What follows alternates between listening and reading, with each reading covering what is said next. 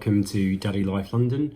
So this week I was going to talk about preparation, and what I mean by preparation is getting yourself ready for your little one arriving, and that's probably from post-approval stage. And I know a lot of people are being almost pre-matched with children before they're approved as parents, so it kind of depends where you are on your journey, but for us that kind of wasn't happening when we were being approved. So we were approved as parents, and at the time we knew we were going to panel, we started to think a lot more about getting the house ready, clothes, cots, all that sort of stuff. And I know a lot of people find it difficult to deal with what's right, what should you be getting now, if you're superstitious, is it something you should really be doing? I guess my advice to you is, if you're going to panel, then your social worker has a 99.9 degree of confidence that you're going to get through.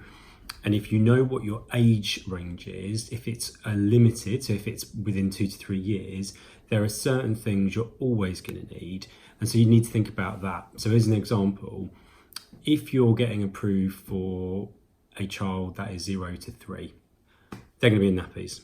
You're going to need nappy caddy, you're going to need a cot, you need a cot that's adjustable, you're going to need a mattress, you're going to need sheets, you're going to blankets, all those things. So you're kind of safe, and a baby monitor, you're kind of safe getting those sorts of things. You're going to need a car seat. Car seats are interesting because there's lots of ones for kind of 0 to 12, 0 to 24 months, and then there are a lot that are kind of 6 months to 12, until they don't need them anymore. And you can kind of agonize over what's the right thing to do. Are you using Isofix? Are you using just straps, or both? Combination? There's so many things there. Prams, again, 0 to 3, you're going to need a pram. Depending on the age, if they're a baby, if you say doing early permanence, foster to adopt, and they're a baby, you're going to need your kind of crib bassinet. But actually, if you're adopting over kind of a year plus, then you likely just need a buggy where they can sit upright and you can move it back. The best piece of advice I could give you is, if people are giving stuff away, take it. Having a child is very, very, very expensive. Having more than one child is even more expensive. So the more stuff you can get for free, the better. There are plenty of Facebook groups out there where people just kind of say, I'm giving this away, whether that's from a local street group or a parents group, or just find out what your local one is. There's plenty of adoptive groups where people are giving stuff up as well. I think it's personal choice over what you want new and what you don't want new. I guess our philosophy was, if it's something we felt was critical to the child in terms of their health and safety, then we probably wanted to buy it new. So as an example, we had a cot donated to us, which we were absolutely fine with. And standard size for mattress, etc. But we didn't take the mattress. We bought a new mattress to put inside it. We did have some sheets given to us because that's fine, you can clean all of that stuff. But I think a mattress, especially if you have a newborn or a very young child, you want to be really confident the support in that mattress is there. When we did early permanence and we had a baby, we got a Moses basket.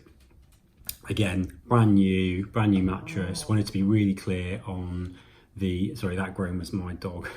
Want to be really clear on it just being stable, secure, right? Car seat, again, we bought our car seat. That was something, we wanted a warranty on it. We wanted to make sure that there were no hair and cracks, that sort of stuff. I'm not sure in hindsight, we probably could have taken a second-hand one depending on how long it had been used for. So we've given ours to our baby one to someone, it had only been used a handful of times. But I guess at the time we just, you're also paranoid, you've never had a child before. That was one of the things we decided we wanted to do that on. And also for us, the baby monitor we wanted new, because we just wanted to have, again, within warranty, brand new, never used before, not likely to just fail overnight. Again, paranoid new parent, kind of now with a slightly older child and a baby, you hear if they're screaming, you hear if there's a knocking on the wall or whatever. You don't need that, but it's just useful so you can see if they're asleep or they're not. Clothes. When you get your child, people don't know what to give you, especially if they're unsure of the age and what they're coming with. So what they tend to do is buy you lots of clothes, lots of books and jigsaws. So just get really smart. Understand from the foster carer what's coming.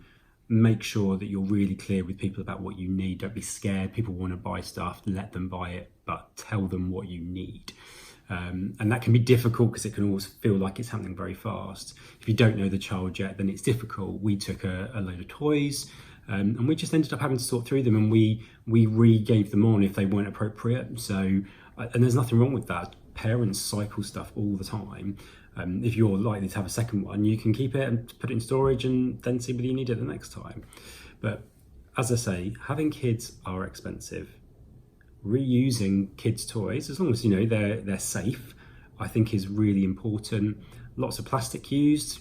Plastic's a big thing at the moment. So I'm not necessarily a parent that's saying I'm going to go all wooden and everything needs to be natural, but at the same time I'm quite happy to take toys that come from sustainable environments, but equally toys that didn't, but ultimately are being reused. Because at the end of the day, kids' toys, especially toddler toys, are made to last. They're made to be robust because they get thrown about all over the place. And your kids don't care. They're not old enough at this age to know whether it's new or whether it's not. All they know is it's something that they're going to play with. So don't feel like everything needs to be brand new. Plenty of people want to buy you stuff from you, so you don't necessarily need to do that.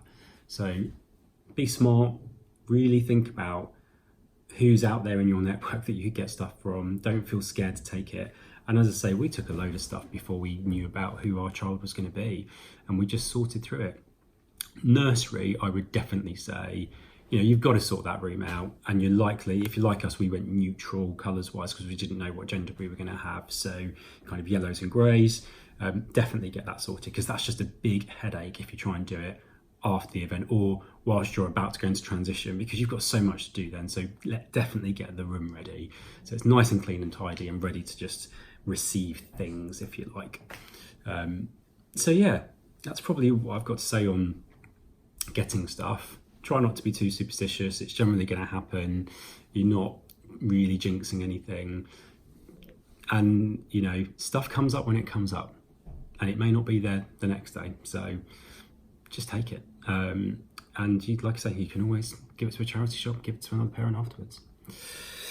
Okay, well, the next one I'm going to do is on self-care. So I talked a little bit about self-care in previous ones, but I'm going to really focus on what I do for self-care and what that looks like. And it's going to be a bit of a self-care fitness thing, because that's kind of how I keep myself mentally and physically in a good state of mind, a good state of well-being. So yeah, speak to you next time.